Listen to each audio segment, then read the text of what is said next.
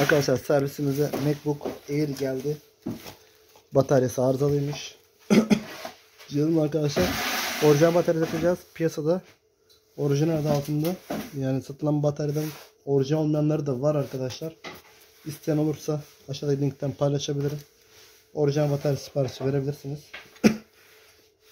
MacBook Air arkadaşlar, uyumlu modelleri söylüyorum size. Bu batarya hangileri uyduğunu hemen söylüyorum. A1369, A1377, A1405, A1466, A1496. Şimdi arkadaşlar cihazın bataryasına ulaşmak için arka panelindeki vidaları söküyoruz. Evet, ben videoyu hızlandırdım. Evet, vidaları söktük arkadaşlar. Şurada. Bunun özel tornavidası var arkadaşlar. Mercedes tipi, yani Alyan gibi benzer bir şey ama Alyan değil. Bunun özel tornavidası var arkadaşlar. Bunu açabilirsiniz. Açtıktan sonra herhangi bir cismini şöyle kaldırın. Arkadaşlar elinizden geldiği kadar dikkatli olun. Anakarta değmemeye çalışın. Anakart buradaki hiçbir şekilde müdahale etmiyor arkadaşlar. Bataryanın bakın şurada konnektöründe şurada tutmaya, bakın şurada bir, görüyorsunuz, bir çekme halatı var. Bunu abi tutuyorsun, böyle çekiyorsun. Evet. Şimdi biz enerjiyi kestik arkadaşlar. Şimdi bataryamızın vidaları var. Evet. Bataryamız vidalarını öncelikle sökelim. Bunlar da aynı şekilde yine özel arkadaşlar. Normal vidalarla kaybetmemeye özen gösterin. Çünkü normal vida olmaz.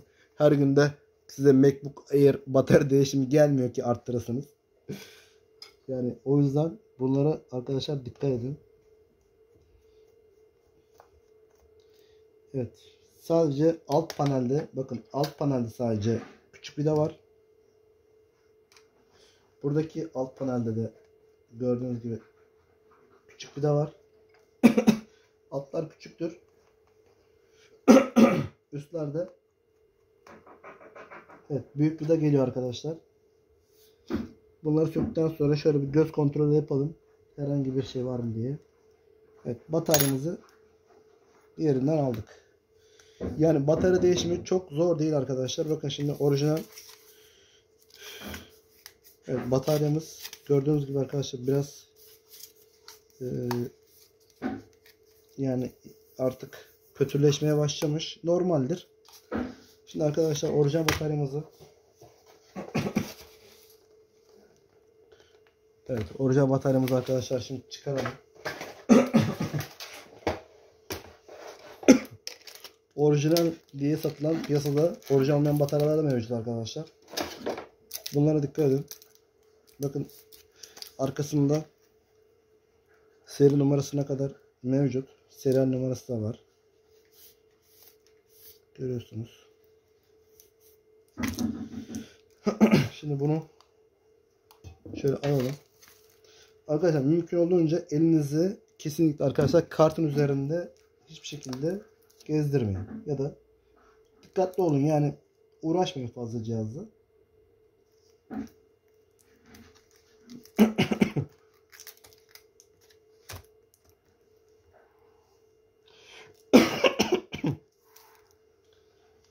Evet, bataryamız da arkadaşlar tek hamleyle takmaya özen gösterin. Sağa sola yumultarak takmayın.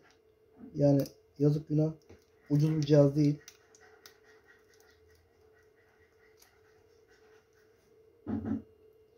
Evet, batarya konektörümüze taktık.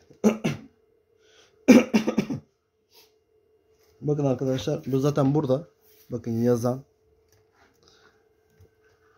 Şöyle parlamasa göstereceğim. Bakın.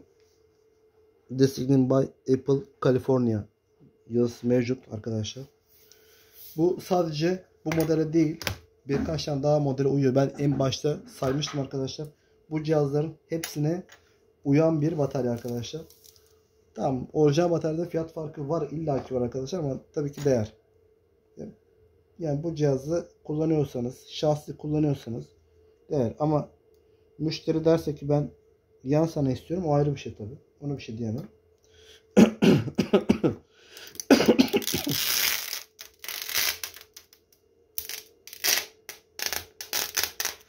Evet, jelatini de kaldırdık arkadaşlar.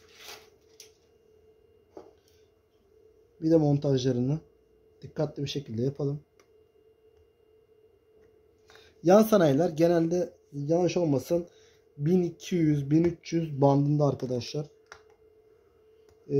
Orijinal bataryada ortalama, tabi alacağınız zamana göre fiyat değişiklik gösterebilir. Ama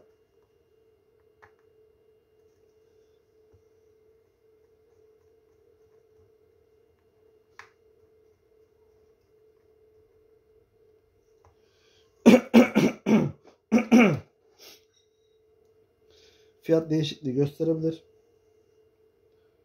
Ortalama işçiliksiz ham batarya fiyatı ortalama 1900-2200 arası olacağını tahmin ediyorum. Şimdi hani canlı siz tabi şu an ben video yayınlarım, bu bataryayı belki almayacaksınız. Yani 5-6 ay sonra bakan da olabilir belki videoya. Yani o bantlar arasında gezecektir. Ama cihaz kullanan kişiler değer mi? Değer arkadaşlar, bu cihaz için değer. Yani normal ufacık iPhone bataryasının orijinalini veriyorsunuz arkadaşlar. 400-500 lira para veriyorsunuz. 1, 2, 3, 4 tane batarya var.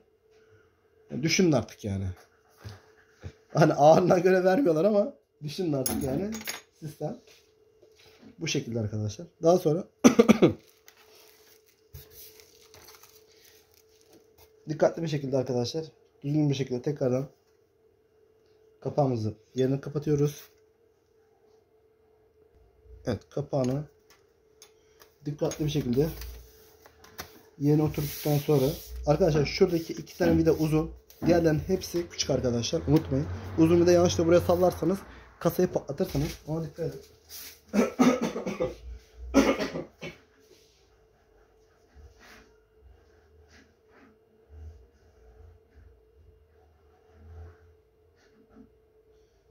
Vidalar yan taraftaydı, onları almaya geldim. Evet. Vidaları getirdik. Şu uzun vidalar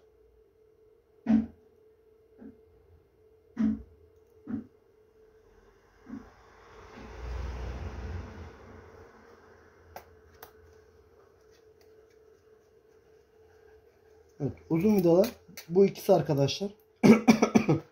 Karıştırmayın, çünkü buraya uzun vida zorlarsanız hoş olmayan şeyler olabilir. Dikkat edin arkadaşlar.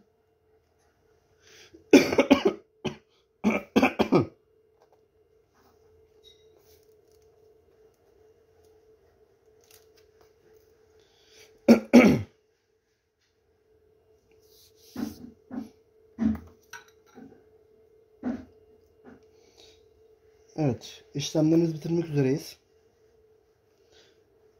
Arkadaşlar kesinlikle cihazı açtıktan sonra anakart bölümünü kurcalamayın. Yani elinizde de olsa dokunmayın arkadaşlar. Statik elektrik denen bir şey maalesef bu iPhone'larda, Apple'larda, MacBook Air'lerde başınıza gelebilir.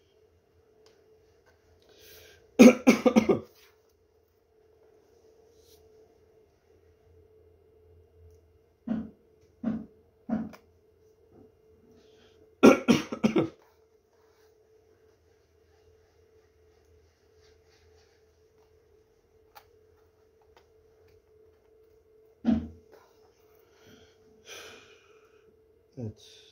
Son 2 vidamız kaldı.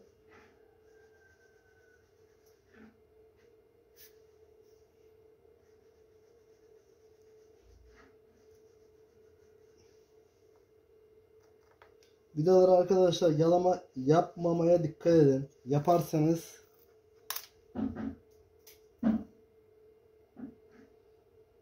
bir daha açmakta eziyet çekersiniz bunları.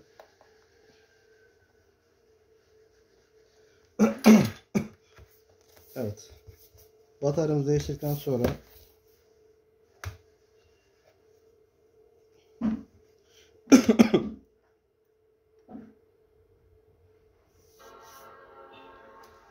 evet arkadaşlar,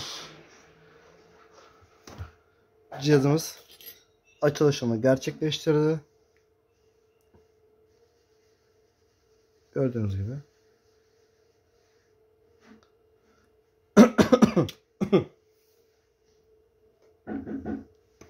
Şöyle dursun. Arkadaşlar işlemlerimiz bu kadar. Dileyen getirmek isterse servisimize buyursun, getirsin. Yardımcı oluruz arkadaşlar. Herkese geçmiş olsun.